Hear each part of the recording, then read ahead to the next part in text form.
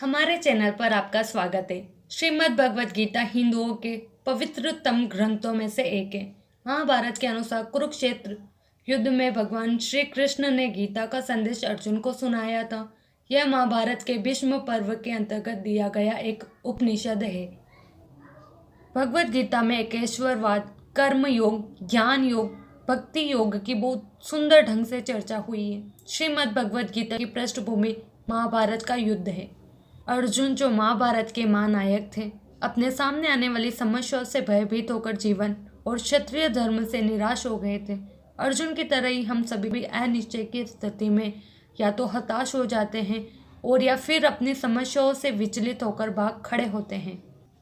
इसलिए भगवान श्री कृष्ण ने जन सामान्य के लिए कर्तव्यनिष्ठ मार्ग को इंगित करने के लिए इस महाज्ञान को गीता के मुख से प्रस्तुत किया है।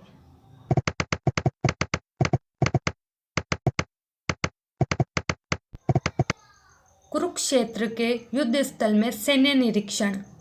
शक्तिशाली योद्धा अर्जुन युद्धाभिमुख विपक्षी सेनाओं में अपने निकट संबंधियों, शिक्षकों तथा मित्रों को युद्ध में अपना अपना जीवन उत्सर्ग करने के लिए उद्यत देखता है। वह शोक तथा करुणा से अभिभूत होकर अपनी शक्ति खो देता है। उसका मन मोहग्रस्त हो जाता है और वह युद्ध करने के अपने संकल्प को त्याग देता है।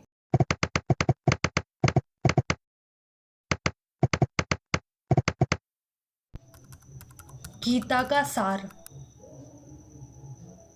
अर्जुन शिष्य रूप में कृष्ण की शरण ग्रहण करता है और कृष्ण उससे नश्वर भौतिक शरीर तथा नित्य आत्मा के मूलभूत अंतर की व्याख्या करते हुए अपना आदेश प्रारंभ करते हैं। भगवान उसे देहांतरण की प्रक्रिया, परमेश्वर की निष्काम सेवा तथा स्वरूप सिद्ध व्यक्ति के गुणों से अवगत कराते हैं।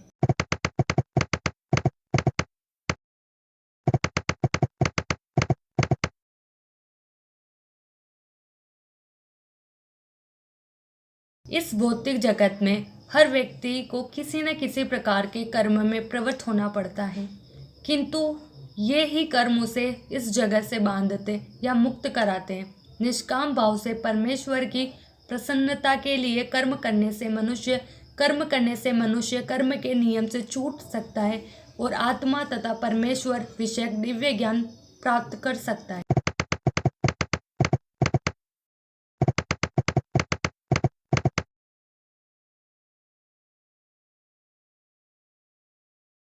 आत्मा, ईश्वर तथा इन दोनों से संबंधित दिव्य ज्ञान शुद्ध करने तथा मोक्ष प्रदान करने वाला है। ऐसा ज्ञान कर्मयोग का फल है। भगवान गीता के प्राचीन इतिहास इस भौतिक जगत में बारंबार अपने अवतरण की महत्ता तथा गुरु के पास जाने की आवश्यकता उपदेश देते हैं। कर्मयोग, कृष्ण भावना भावित कर्म। कृष्ण भावना भावित कर्म ज्ञानी पुरुष दिव्य ज्ञान की अग्नि से शुद्ध होकर ब्रह्मतः सारे कर्म करता है, किंतु अंतर में उन कर्मों के फल का परित्याग करता हुआ शांति, विरक्ति, शून्यता, आध्यात्मिक दृष्टि तथा आनंद की प्राप्ति करता है।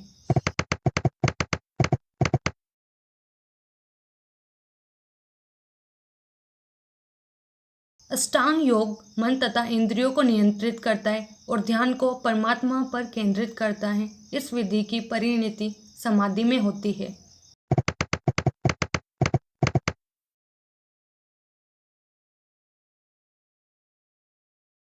भगवान कृष्ण समस्त कारणों के कारण परम सत्य हैं। महात्मा गण भक्ति पूर्वक उनकी शरण ग्रहण करते हैं, किंतु अपवित्र जनता के अन्य विषयों की ओर अपने मन को मोड़ देते हैं।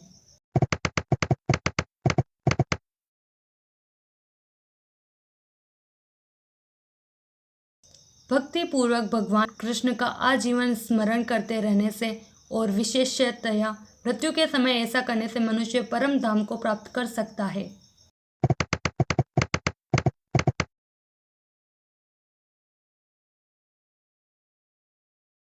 भगवान श्री कृष्ण परमेश्वर है और पूज्य हैं। भक्ति के माध्यम से जीव उनसे शाश्वत संबद्ध है। शुद्ध भक्ति को जागृत करके मनुष्य कृष्ण के धाम को वापस जाता है। इस वीडियो में हमने भगवत गीता के अध्यायों पर संक्षेपित विवरण प्रस्तुत किया है। यह एक महत्वपूर्ण ग्रंथ है जो हमें सही मार्गदर्शन प्रदान करता है।